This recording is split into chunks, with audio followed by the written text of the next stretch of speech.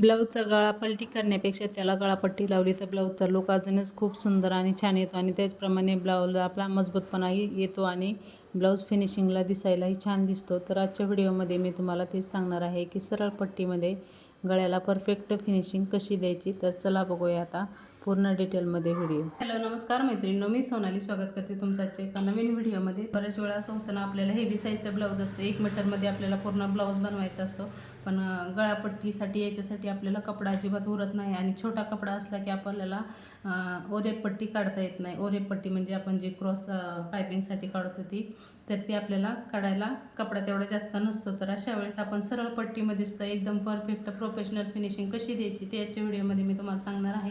तर इथे बघा, हा 36 साईजचा कटोरी ब्लाऊज आहे. हा ब्लाऊज मी इथं बघा हुक लूक पट्टी लावून इथं तयार करून घेतलेला आहे आणि याचा हुक लूक पट्टी कशी लावायची याचा डिटेल व्हिडिओसुद्धा आपल्या चॅनलवर अपलोड आहे. त्याच्यामुळे तुम्हाला जर हुक लूक पट्टी प्रोफेशनल पद्धतीने कशी लावायची ते जमत नसेल तर तो व्हिडिओ तुम्ही नक्की जाऊन बघा. तर इथे बघा आपली हे दोन्ही पार्ट रेडी आहेत. आता माझ्याकडे सुद्धा जास्त कपडा शिल्लक राहिलेला नव्हता, तर इथे बघा मी असे छोटे छोटे जे आपले अस्तरमधले तुकडे शिल्लक राहिले होते त्याच्यातूनच ह्या पट्ट्या काढून घेतलेल्या आहेत. ते बघा अशा प्रकारे. तर ह्या पट्ट्या सगळ्यात अगोदर आपल्याला अशा एकावर एक ठेवून जोडून घ्यायच्या आहेत.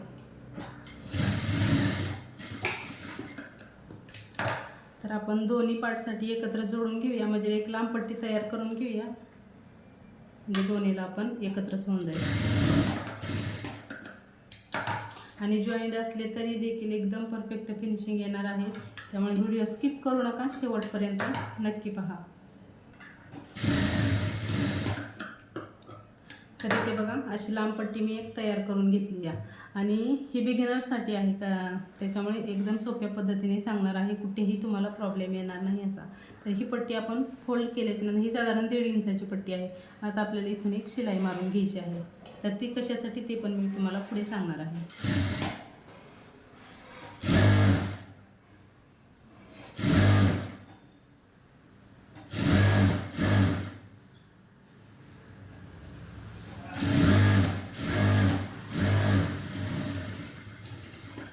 तर इथे बघा मी इथं सरळ शिलाई मारून घेतलेली आहे. तर आता शिलाई कशासाठी मारून घेतली, कारण ही जी पट्टी असते ती आपली एकदम सरळ नसते आणि आपण जोडताना जर आपण डायरेक्ट जोडायला गेलो तर ही दोन्ही पाट आपण असे एकत्र पकडून जोडायला लागतो. मग इकडं बघा थोडेशा अशा चुन्या वगैरे येतात, त्याच्यासाठी ही शिलाई मारणे गरजेचं आहे. त्याच्यानंतर शिलाई मारल्याच्यानंतर इथे बाहेरचा जो एक्स्ट्राचा कपडा आहे ना तो कट करायचा आहे. आपल्याला जास्त कपडा ठेवायचा नाही, फक्त एक लाईन एवढाच आपल्याला इथे कपडा ठेवायचा आहे, बाकीचा कपडा कट करून टाकायचा.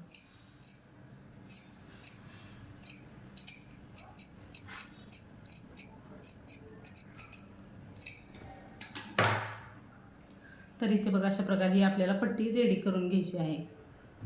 त्याच्यानंतर आता आपल्याला इथं पट्टी लावायची आहे. तर इथे पट्टी लावताना इथे बघा अशा प्रकारे पट्टी ठेवायची आणि इथं 1/2 इंच मार्जिन सोडून आपल्याला इथं पूर्ण गळ्याला शिलाई मारायची. आता पूर्ण गळ्याला शिलाई मारताना आपल्याला इथं छोट्या छोट्या प्लेट्स घ्यायला लागते. ते कुठे कुठे घ्यायचे ते मी तुम्हाला सांगते. इथून इथपर्यंत आपल्याला सरळ घ्यायची शिलाई. जिथपर्यंत आपण कटोरी जोडली त्याच्यावर आपल्याला इथे एक छोटीशी प्लेट घ्यायची आहे. जास्त मोठ्या नाही घ्यायच्या, एकदम एक लाईन एवढी. आणि जसा राऊंड भाग आहे तसंच आपल्याला गोल फिरवा जायचं. त्याच्यानंतर थोडंसं पुढं आल्यानंतर इथे एक प्लेट घ्यायची आणि अजून खाली 1 इंचाच्या अंतरावर आणखी एक प्लेट घ्यायची. त्याच्यानंतर अर्धा इंच कपडा सोडायचा आणि बाकीचा एक्स्ट्राचा कट करून घ्यायचा. तर बघू शकता 1 2 3 अशा 3 प्लेट द्यायच्या. त्याच्यानंतर आपल्याला आतला जो एक्स्ट्राचा थोडासा जास्त असेल कपडा तो इथे कट करायचा आहे, म्हणजे पट्टीच्या बाहेर आपला कपडा दिसत नाही. आता आपल्याला इथे बघा असे छोटे छोटे कट मारून घ्यायचे, म्हणजे आपली पट्टी जी आहे ती फिनिशिंगने पलटली जाते. तर इथे बघा कट मारून घेतली. त्याच्यानंतर आता पट्टी जी आहे ती अशा प्रकारे आपल्याला पलटी करायची आहे आणि याच्यावर आपल्याला दाब शिलाई मारून घ्यायची आहे. आणि दाब शिलाई आपल्याला ही जी पट्टी जोडली त्याच्यावर एकदम किनारीला मारून घ्यायची आहे.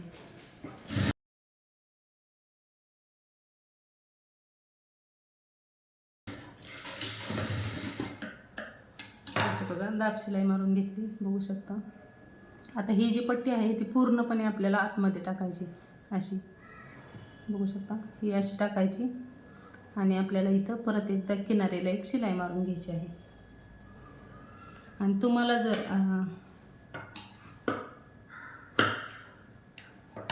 ही पूर्ण पट्टी आतल्या साईडला टाकायची आणि शिलाई मारून घ्यायची.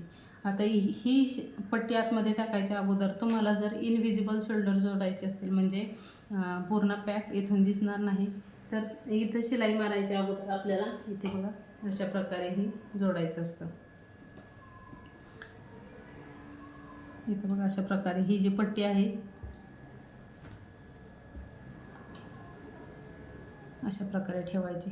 ही बघा पट्टी बाहेर आहे, इथे जी आपली शिलाई आहे ना ते पाठीमागचा जो आपला भाग आहे तो बरोबर शिलाईच्या इथे ठेवायचा आणि इथे एक शिलाई मारून घ्यायची.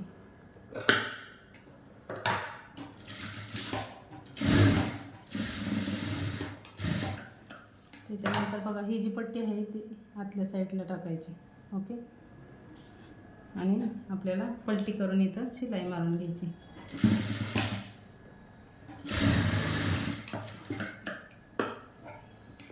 तर इथे बघा आहे त्या शिलाईवर आपण शिलाई मारून घेतली. आता त्याच्यानंतर इथे बघा हा जो सरळ असं ओपन करायचं आणि त्याच्यानंतर इथे बघा आता आपल्याला इथं किनारीला शिलाई मारून घ्यायची.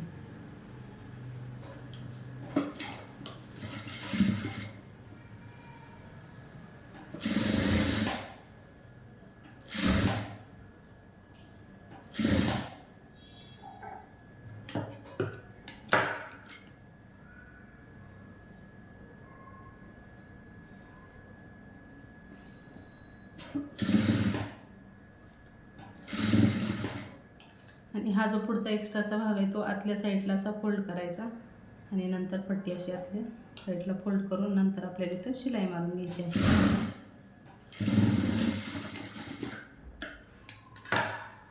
तर बघू शकता एकदम परफेक्ट फिनिशिंगने गळासुद्धा एकदम परफेक्ट असा गोल आलेला आहे आणि शोल्डर पण आता तुम्हाला दाखवते मी किती फिनिशिंगमध्ये आपला इथं जोडला गेलेला आहे. त्याच्यामुळे इथं शोल्डरचे जे आपले हे धागे वगैरे असतात ते निघत नाही आणि शोल्डर बाहेर येत नाही. त्याच्यानंतर तुम्ही इथे हात शिलाई देखील करू शकता किंवा मग इथं आपण डायरेक्ट दुसरी शिलाई मारली तरीही चालते. तर मी इथं शिलाई मारते.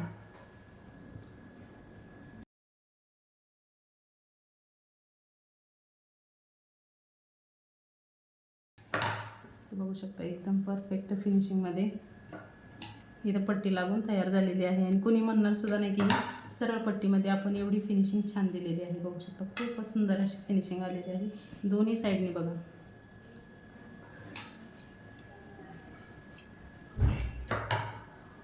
तर अशाच नवनवीन टेलरिंग टिप्स दररोज जाणून घेण्यासाठी सोनालीज क्रिएशनला सबस्क्राईब नक्की करा आणि फेसबुकवर बघत असाल तर फॉलो नक्की करा.